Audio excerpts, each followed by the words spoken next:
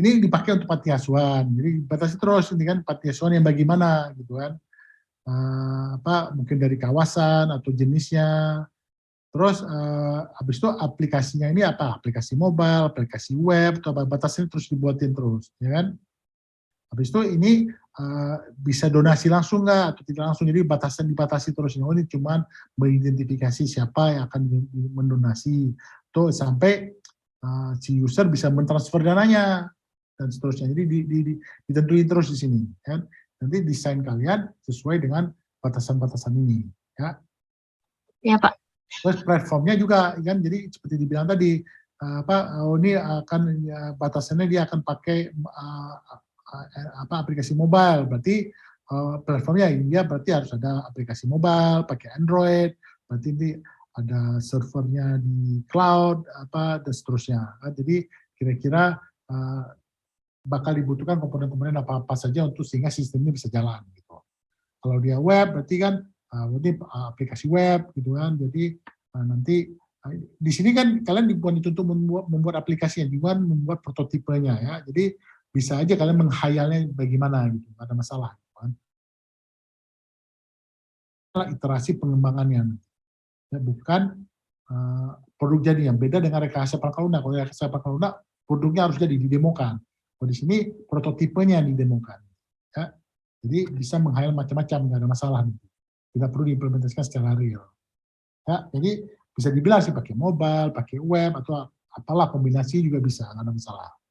Ya. Baik, Pak. Oke, skenario di sini kan lebih baik untuk yang 5.1 ini buat storyboard aja terus. Buat storyboardnya untuk masing-masing kategori user. Jadi untuk si penyumbang bagaimana, di sini juga analisa desain ini juga buatin. Kalian udah dapat VPC udah nggak? Value Proposition Canvas sudah? Belum, Pak. Oke, belum ya. Oke lah, nggak apa-apa lah. Oke, ini buat storyboardnya. Storyboard jelasin apa yang dikerjakan, flow-nya dari untuk masing-masing kelompok user. Jadi kan kalau di sini ada si pengelola panti asuhan, kalau dari si penyumbang, prosesnya bagaimana, kan itu dijelasin. Terus keluarkan UI map. UI map udah pernah buat kan? Belum? Udah dapat belum?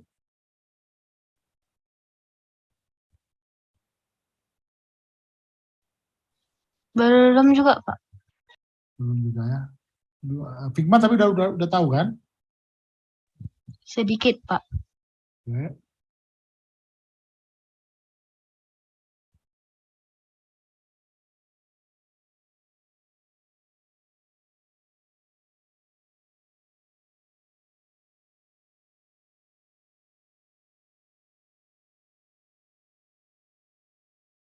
Oke, UI-nya bisa seperti ini. Kalau Anda pergi ke Figma, kan itu ada library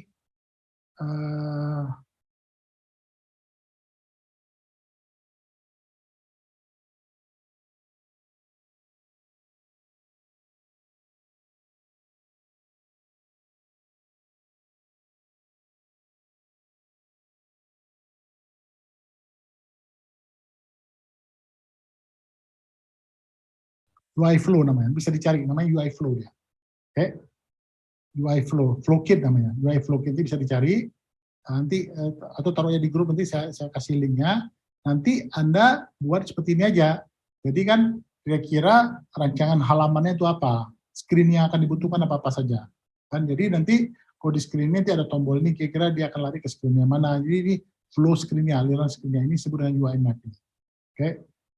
Seperti ini. Jadi kalau dia pergi halamannya nanti ada tombol apa, klik tombol ini kemana, mungkin ada splash screen kan, splash screen, habis itu nanti di situ nanti ada tombol login, tombol login masih lari ke halaman login, dari halaman login nanti lari ke halaman apa lagi. Kalau dia betul bisa login halaman dashboardnya mungkin isinya apa gitu, rencana kalian bagaimana desainnya kasarnya. Oke, ini sebelum kalian buat UI-nya secara kasarnya. Jadi dikasih flow map, kira-kira screen yang ada bagaimana. Ini buat pakai UI map. Alternatif satu lagi, adalah langsung kalau Anda ada kasaran UI-nya di sini. Jadi sama seperti UI Map, tapi bukan icon-icon yang merepresentasikan screen-nya, tapi langsung screen-nya. Di screen-nya ini lari kemana, screen ini lari kemana, jika ditekan tombol ini misalnya dia lari ke halaman ini, kalau dia tekan tombol ini dia lari ke halaman ini, dan seterusnya. Oke, bisa dua versi seperti ini. Mungkin untuk yang di proposal buat seperti ini aja dulu, jadi Anda udah ada bayangan halaman-halaman yang akan dibuat itu apa-apa saja. Ya. Berarti ya, nanti namanya UI Flow Map, gitu. UI Flow Kit masalah saya. Ingatin saya aja di grup nanti biar saya cari ininya linknya. Saya lupa linknya di mana.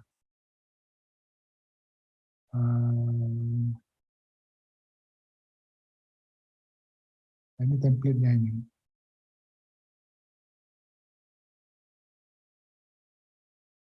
Nanti tinggal ditarik-tarik aja nanti halamannya kan. Tinggal diambil aja, diambil, taruh di mana gitu. Dijadikan flowchart seperti tadi itu. Ini halaman chat, ini halaman apa gitu kan. Tinggal diambil-ambil ya, taruh buat linknya aja nanti. Diagramnya tinggal dibuat. Ya. Ya, Pak. Namanya UI Flow ya, namanya UI Flow Kit ya. Saya lihat lagi gitu gimana.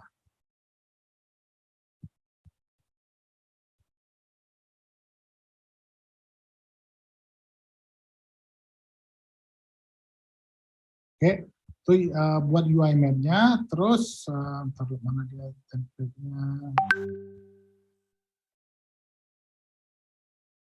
Habis itu dijelasin UI map-nya, skenario penggunaan tadi, storyboard, jelasin UI map-nya seperti yang saya bilang tadi. Habis itu kalau ada, kalau kalian ada halaman-halaman tertentu, taruhin aja gitu, jadi biar kelihatan template-nya atau apa. Seperti ini udah oke, cuman mungkin dibagusin dikit lah ini, jangan kayak gini. Ya, dimanisin lagi ya. Ya, Pak. Ya, Pak. Videonya juga belum ya? Belum, Pak. Ya, strategi videonya seperti kelompok-kelompok sebelumnya, kategori yang lainnya, latar belakang, sepertiganya, bagian pertama itu tentang latar belakangnya, isunya segala macam, di bagian keduanya,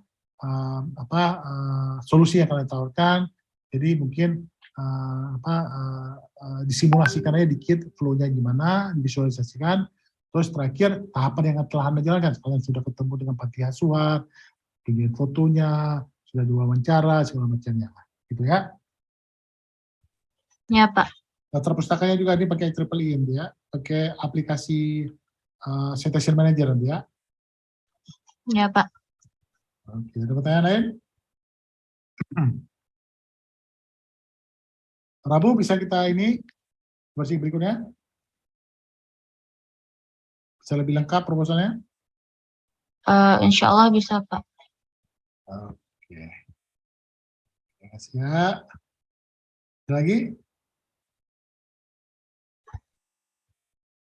Nggak ada lagi? Untuk sekarang nggak ada pertanyaan. Oke, kelompok 4 terakhir nih.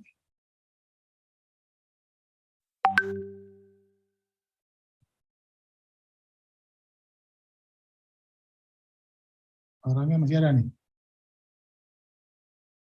Ajibul, Makfira, Azmi. Ajibul, Azmi? Hadir, Pak. Yang ada lagi ya, oke, nggak apa-apa. Ajibul ada ya.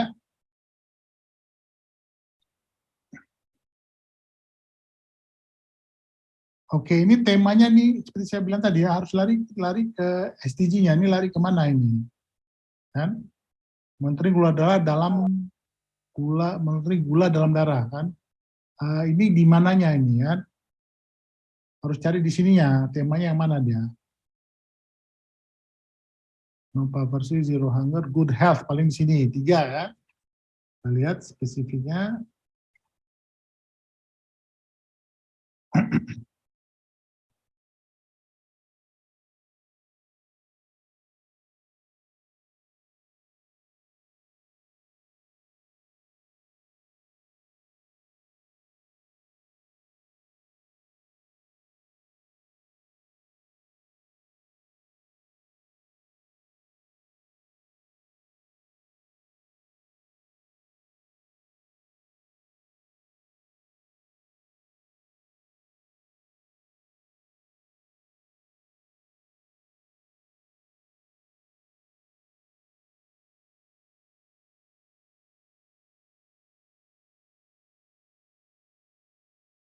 Paling yang ini. Access to quality essential healthcare services. Access medicine, essential medicine. Dengan pakai 3T8 ini.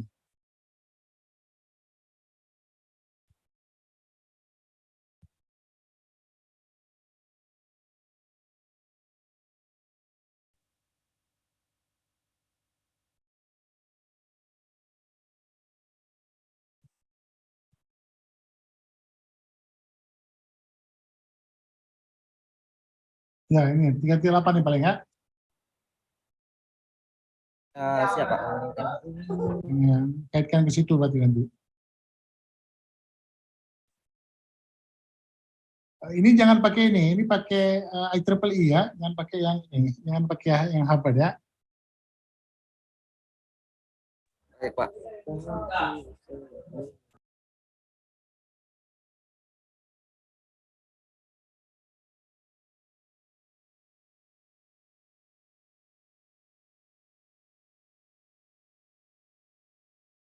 Oke, ini cara nulisnya juga ini kan, jadi seperti saya bilang kan, resepnya itu, rumusnya itu adalah, ini konteksnya udah bagus, ini udah oke. Kan paragraf pertama itu kasih konteks, berarti ini tentang diabetes, kan.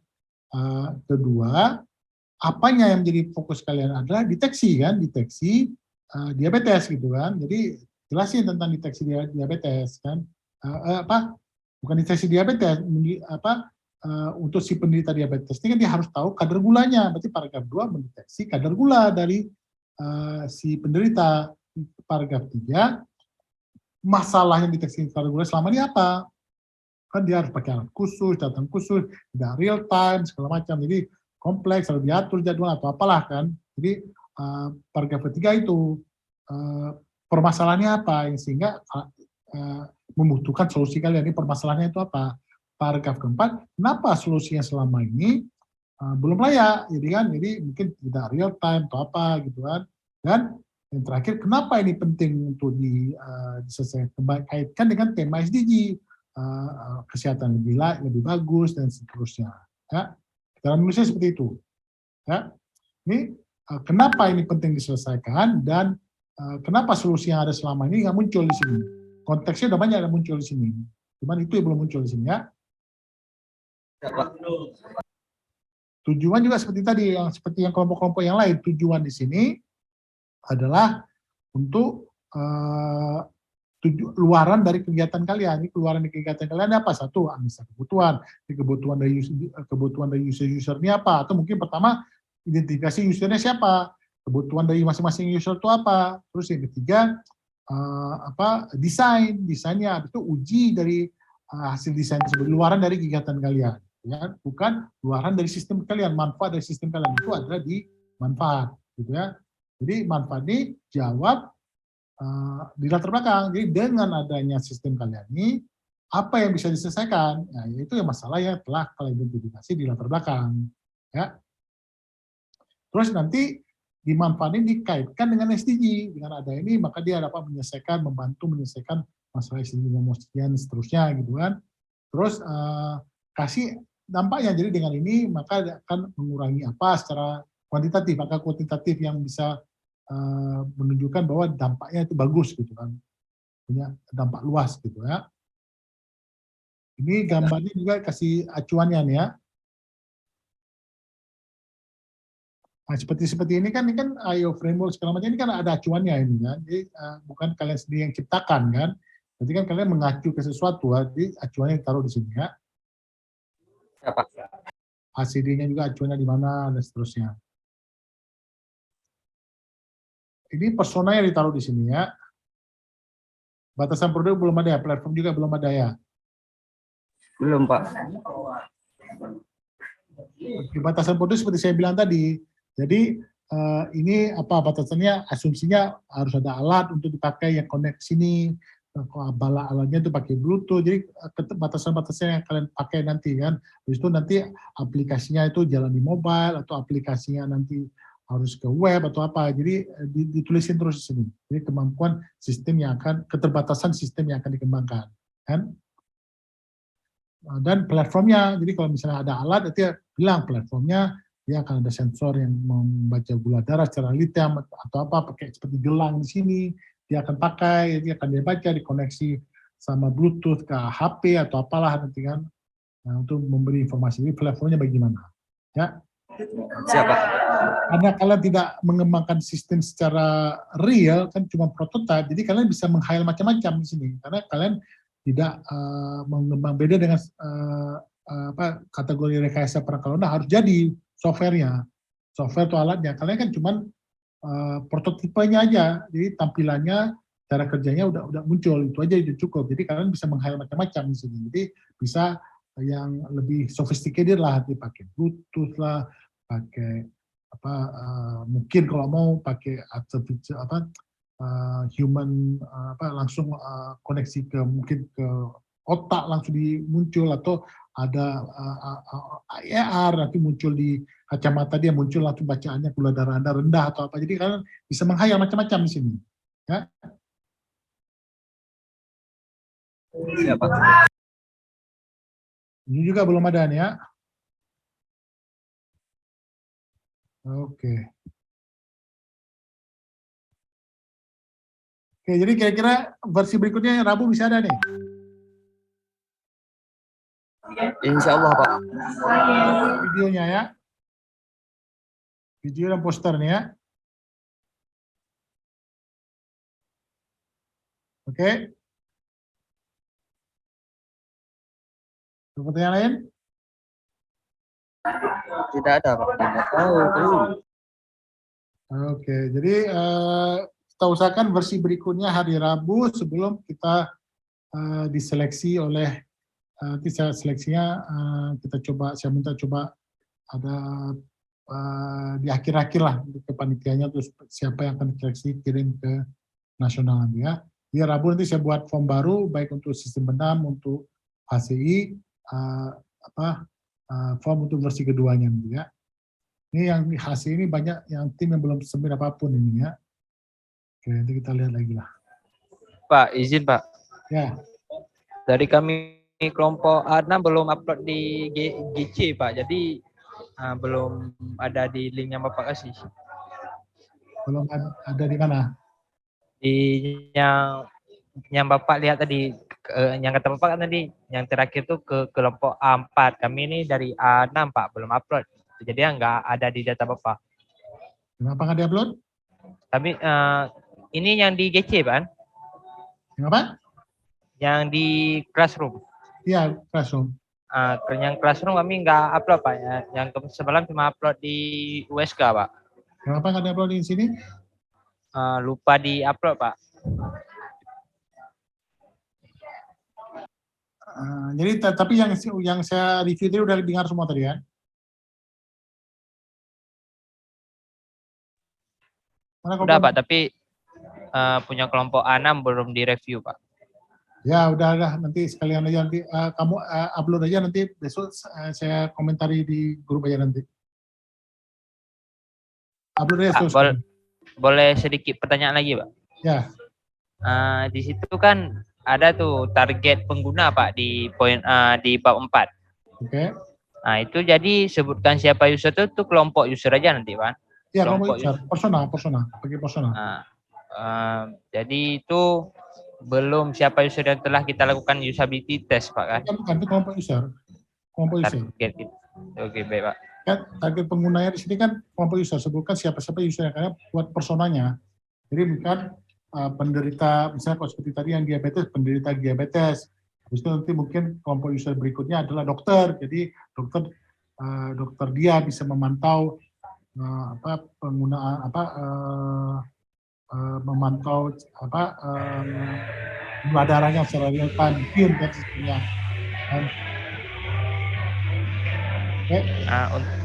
Untuk UI map tuh kan kami belum buat prototipe aplikasinya nih Pak. Untuk UI map kan kami belum buat prototipe aplikasinya. Itu ya, jadinya. Jadi kalian dari sekarang udah duduk pada dasarnya kan udah diskusikan kira-kira tampilan kalian tuh kira-kira bakal kemana. Detail tampilannya nggak mesti ada, tapi cukup seperti yang saya bilang tadi.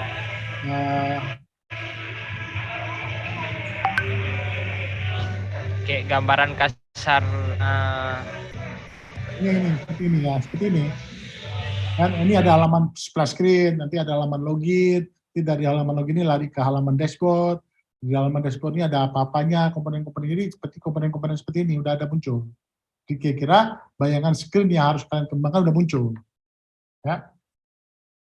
Baik Pak, baik Pak. Ini namanya UI map ini kan. Nah, kalau ada kasarannya nanti bisa buat seperti ini kan, langsung udah ada tampilan-tampilannya. Tapi kalau belum ada ya seperti ini aja. Tapi nanti di bawahnya buat sampel 1 atau 2 halaman supaya kelihatan tema kalian bagaimana, warna yang kalian harus pakai bagaimana dan seterusnya. Jadi visualnya bisa kelihatan ada bayangan si juri bakal seperti ini. Tapi semua halaman yang akan kalian kembangkan nanti prototipenya akan ada di UI map ini. Oke. Baik Pak. Satu lagi nanti Pak, untuk pelakuan usability testnya tuh habis upload proposal semua selesai Pak. Ya itu nanti kan nanti itu di tahapannya nanti itu di sisa 50%-nya nanti itu harus dilakukan sekarang. Oh ya baik Pak. Paham. Jadi kalian cuma bisa cukup menunjukkan adalah sudah melakukan analisa kebutuhan kan. Jadi kan tadi kan inspiration ideation udah jadi kalian. Jadi sekarang mau implementation kan, inspiration-nya kalian sudah ketemu sama usernya, udah ngomong-ngomong, sudah ada pengamatan, buktinya apa? Nanti di videonya muncul, di proposal muncul, kami udah lakukan ini dan seterusnya kan. Terus nanti ideation-nya bagaimana? Oh kami udah lakukan ideation, buktinya ada UI map nih, ada beberapa sampel halaman dan seterusnya. Nah, tahap berikutnya apa? Yaitu pengembangan realnya dan usability test-nya itu belum dilakukan. Ya. Oh jadi kalau kami butuh data lebih kami bisa ngomong langsung sama user nanti Pak. Sekarang. Ya nanti ngomong lagi, nggak apa-apa. Nanti berarti ada iterasi kedua nanti ada usability test, ngomong lagi mungkin buktinya apa. Tapi sekarang menunjukkan bahwa analisa untuk IDS ini kayaknya udah lakukan. Dengan user, udah ngomong sama dia, udah olah sama dia dan seterusnya kan. Dengan bukti-buktinya gitu kan. Apakah foto, apakah bukti dari salinan wawancara atau apanya gitu ya. Ya. Baik Pak, terima kasih Pak. Ada lagi?